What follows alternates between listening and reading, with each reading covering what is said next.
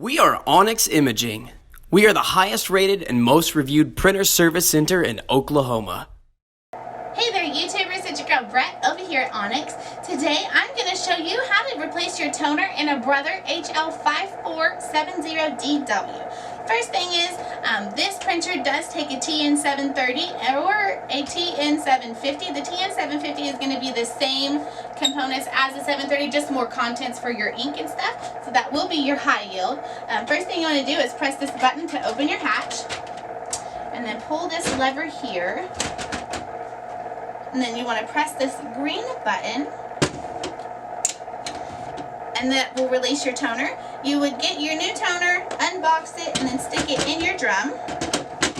Once you hear it click, you know it's in there, and then you can just put it back in the printer.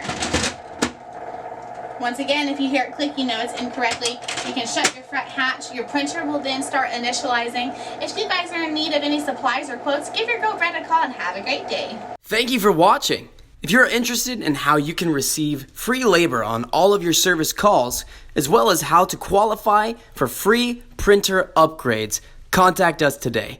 We are here for all of your printer and office supply needs.